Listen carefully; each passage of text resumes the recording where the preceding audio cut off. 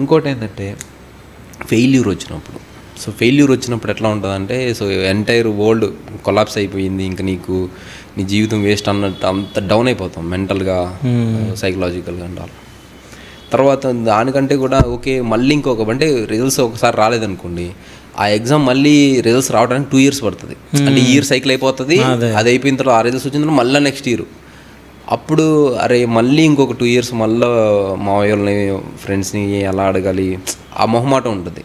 So మళ్ళీ ఎట్లా చేయాలి ఫండ్స్ ఒకటి.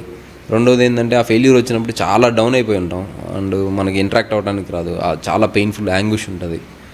సో దాని నుంచి ఓవర్కమ్ చేయాలంటే, అది తల్లిదండ్రులు ఉన్నారనుకోండి, వాళ్ళకు కీప్ ఆన్ కౌన్సిలింగ్, ఏం కాదు నెక్స్ట్ ఇయర్ చదువుదులే, మేము ఉన్నాం కదా నీకు అనేటువంటి సపోర్టు, అది నేను కోల్పోయాను. సో దానికి కొంచెం మా ఫ్రెండ్స్ తోటి వాళ్ళతో మాట్లాడేవాడిని.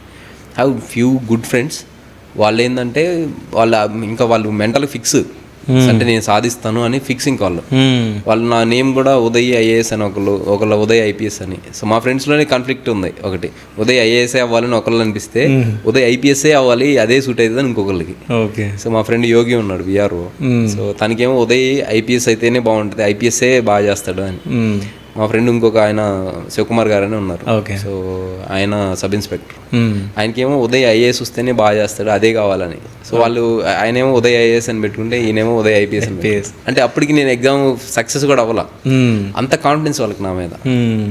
సో తర్వాత మా మావయ్య గారు, ఆయనకి ఏంటంటే, సో నేను ఏదైనా ట్యాకిల్ చేస్తానని ఆయనకి చాలా ధైర్యము. ఇలా కొంత స్వాంతన అనేటువంటిది. తర్వాత ఫెయిల్యూర్, తర్వాత సక్సెస్ వచ్చిన తర్వాత ఇప్పుడు ఫస్ట్ ఎవరికి ఫోన్ చేయాలి, అదే ఇప్పుడు ఇప్పుడు నాకు ర్యాంక్ వచ్చిన తర్వాత నేను ఒక 1000 సార్లు అనుకుంటా ఈ 1 week గ్యాప్లోనే, అరే మా నాన్నగారు ఉంటే బాగుండేది. ఎందుకంటే ఆయన అప్పుడు నాకు చెప్పేవాడు, ఇక్కడ ఎస్పీలు వాలేరు, ఇక్కడ ఎవరు పట్టించుకోలేదు, ఆ ఎస్ఏలు. అప్పుడు అంటే ఆయన వచ్చి తర్వాత, అంటే ఎవ్రీ డ్యూటీకి వెళ్ళి వచ్చిన తర్వాత నాకు చెప్పేవాడు, ఇక్కడ నుంచి ఇక్కడ వెళ్ళాను, బల్లార్ష వెళ్ళాను, అక్కడ ఎటు జరిగింది, ఇక్కడ అటు జరిగింది. ఆయన ఒకసారి ఇప్పుడంటే ఫోన్పే అవన్నీ వచ్చాయి, వాళ్ళు క్యాష్ క్యారీ చేసేవాళ్ళు. ఒకసారి లారీ ఆపుకొని పొనుకుంటే ఒక 3-4 దొంగలు వచ్చి బాగా తన్ని డబ్బులు లాక్కి వెళ్ళిపోయారు. సో ఒకసారి పాకెట్ కట్ చేసి వెళ్ళిపోయారు. ఇలా ఇది అవుతా ఉన్నది. తర్వాత ఆయన ఫేమస్గా నేను డ్యూటీ లెక్కలు రాపిచ్చేవాడు, డ్రైవర్ కదా, ఓనర్కి చెప్పాలా ఏంటంటే. అక్కడ ఏం చేసేవాళ్ళు, కత్తిపూడి బ్రేక్ ఇన్స్పెక్టర్ 100 రూపాయలు లంచం తీసుకున్నాను, అది కూడా రాసేది నేను. ఓకే, అది చెప్పేవాడు ఆయన. సో కత్తిపూడి బ్రేక్ ఇన్స్పెక్టర్ అన్నట్టు. అంటే ఇవన్నీ నాకు గుర్తు. సో ఇలా ఇవన్నీ చూడు, ఈ పోలీసు వాళ్ళు అంత సక్రమం పనిచేస్తే మనలాంటి వాళ్ళకి ఎందుకు ఎట్టండి.